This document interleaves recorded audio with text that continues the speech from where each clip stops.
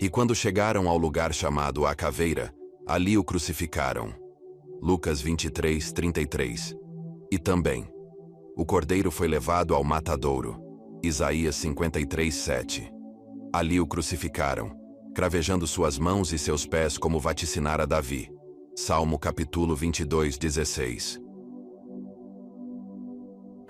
O local da crucificação. Gólgota não é um grande monte. Trata-se de uma elevação no formato de uma caveira, ao norte do portão de Damasco. Para os cristãos, esse é o verdadeiro local da crucificação e ressurreição de Jesus Cristo, conquanto haja duas versões no tocante ao local onde nosso Senhor foi crucificado e sepultado. O Jardim de Gordon. Em 1833, o general inglês Charles Gordon, ao observar um montículo rochoso que parecia um crânio, sugeriu sua identificação como o verdadeiro Calvário. A presença de um túmulo cortado na rocha bem próximo ao lugar, que, o que parece, data do século I, ajudou a reforçar a ideia de que, de fato, se trata do sepulcro novo onde Jesus foi sepultado. O local, de fato, tem aparência de um jardim e dá uma clara visão do lugar da crucificação e do sepultamento de Cristo naquela época. Haja vista a descrição feita por João.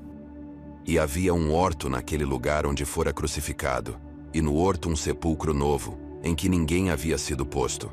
Ali, pois, por causa da preparação dos judeus, e por estar perto aquele sepulcro, puseram a Jesus. Jesus foi então posto num túmulo novo escavado na rocha aos pés do Calvário, feito para a família de José de Arimateia. O tipo de túmulo usado por judeus ricos consistia em duas câmaras. A primeira servia como lugar de reunião dos entulados, e na segunda era colocado o corpo do defunto sobre uma espécie de plataforma cortada na rocha. A Igreja do Santo Sepulcro, outro local onde teria ocorrido a crucificação segundo a história, e o sepultamento de Jesus Cristo, foi construída em 324, a Igreja do Santo Sepulcro. Esse lugar, também chamado de Calvário, é uma grande rocha que se eleva 15 metros da superfície do solo. Nesse mesmo local, em 135, Adriano, querendo apagar toda e qualquer lembrança das religiões judaicas e cristã, mandou erigir um templo romano dedicado a Júpiter. Em 326, o templo de Adriano foi demolido pela rainha Helena, mãe de Constantino. Em seu lugar, foi erigido uma basílica. Esse monumento de Constantino foi destruído no ano de 614 pelos persas e depois reconstruído em proporções reduzidas pelo Haddad Modesto. O monumento foi novamente destruído pelo califa Hakem em 1009 e restaurado novamente em 1048 pelo Constantino Monômaco. A igreja atual, tida como local do Santo Sepulcro, foi erigida em 1149. Como foi a crucificação? A morte por crucificação era indescritivelmente horrível, como Cícero, o orador político e romano, que tinha presenciado muitas vezes, disse: era o mais bárbaro e selvagem dos castigos. Que ele nunca se aproxime de um cidadão romano, nem do corpo, nem mesmo dos pensamentos, dos olhos e dos ouvidos.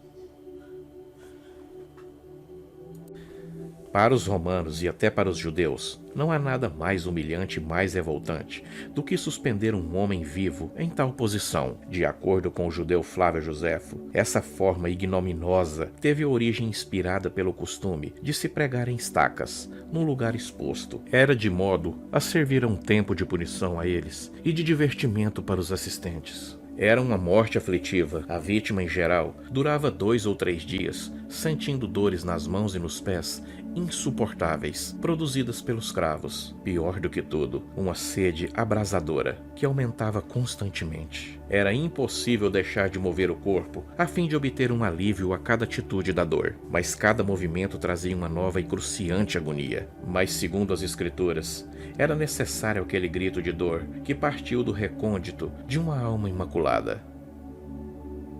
A inscrição sobre a cruz.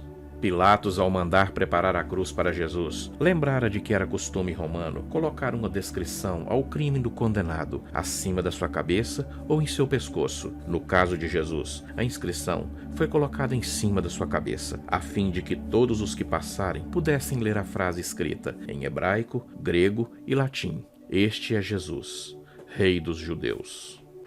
Aquela inscrição foi escrita nas línguas mais importantes daqueles dias. O motivo disso foi o poder de influência política que os idiomas hebraico, grego e latim tinham no mundo de então. Eram as línguas de maior valor para todos. Mesmo sentindo as dores cruciantes que o levaram à morte, Jesus continuou amando seus amigos e inimigos até o fim. A sua promessa de redenção estendeu àqueles que rodeavam a cruz, justos e malfeitores. Por isso ele disse a frase célebre: Pai, perdoai-vos, eles não sabem o que fazem. Na cruz, Jesus dirigiu palavras. Porém, Jesus, voltando-se para elas, disse: Filhas de Jerusalém, não chores por mim, chorai antes por vós mesmo e por vossos filhos. Lucas 23:23. Jesus não se referiu àquelas que seguiram durante o seu ministério terreno, mas às moradoras da cidade que batiam no peito e o lamentavam. No ano 70, as palavras de Jesus se cumpriram literalmente com a destruição da cidade de Jerusalém. Mesmo diante de suas dores e sofrimentos, Jesus mostrou ao mundo para que veio, para servir a vontade divina e a necessidade humana. Olhando para sua mãe, ao pé da cruz, e para João, filho de Zebedeu, Jesus disse: Mulher, eis aí teu filho. E depois disse a João: Eis aí tua mãe. Usando duas expressões idiomáticas, ele demonstrou amor, ternura para com todos e sua família. Como o filho mais velho de uma família de 8 membros, seu pai, por certo, já havia morrido, mas não se esqueceu de deixar sua mãe aos cuidados de João, seu primo, e ordenou também que Maria adotasse-o como filho. A palavra de Deus e a história confirmam que desde aquela hora o discípulo o recebeu em sua casa e cuidou dela até a sua morte, cumprindo fielmente a recomendação de Jesus.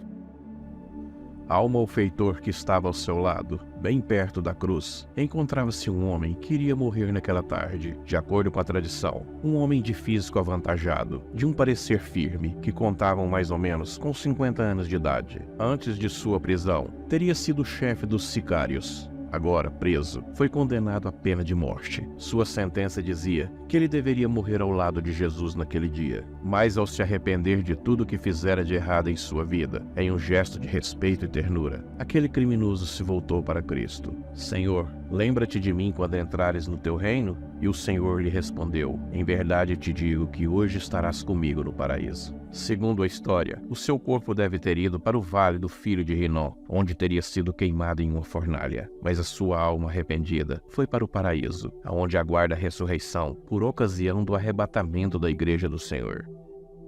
Aqueles que estavam executando a sua morte, em meio a seu sofrimento, Cristo roga perdão ao Pai pelos seus inimigos, dizendo: Pai, perdoai-lhes, porque eles não sabem o que fazem.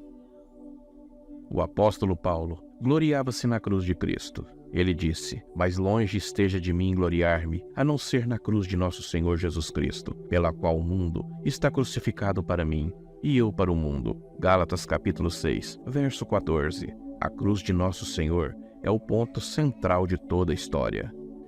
Cristo foi desamparado para que nós fôssemos amparados, ferido para que nós fôssemos sarados. O apóstolo Paulo falou da eficácia da obra de Cristo na cruz da seguinte forma: Porque a palavra da cruz é loucura para os que perecem, mas para nós que somos salvos é o poder de Deus. Isso significa que pela morte de cruz, Jesus trouxe a salvação eterna àqueles que em qualquer tempo ou lugar o aceitam como Salvador e Senhor.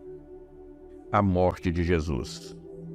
Céu, terra e reino das trevas em silêncio profundo aguardavam um momento em que a espada aguda da justiça divina imolaria o Cordeiro. E Jesus olha para o mundo que tanto amou e em seguida contempla o Pai e pronuncia a última palavra: Pai, nas tuas mãos entrego o meu espírito. Sangue e água jorravam de Jesus após a sua morte. Contudo, um dos soldados lhe feriu ao lado com a lança, e logo saiu sangue e água. João capítulo 19, verso 34. Ele mesmo se entregou à vida. Isaías 53 mostra o mais impressionante relato sobre a morte sacrificial de Cristo. Cada versículo dá um vislumbre do Cordeiro crucificado. O profeta Isaías salienta que nosso Senhor Jesus morreu voluntariamente. Jesus não foi forçado à cruz. Nada fez contra sua vontade. A ressurreição de Jesus deu-se em confirmação de tudo que Deus e os profetas dele falaram. Um líder de um certo segmento fazer discípulos e depois morrer como mártir não é nenhuma novidade, mas Cristo, além de não ter morrido como mártir, pois entregou o seu espírito voluntariamente a Deus, ressuscitou dentre os mortos, demonstrando seu supremo poder pessoal.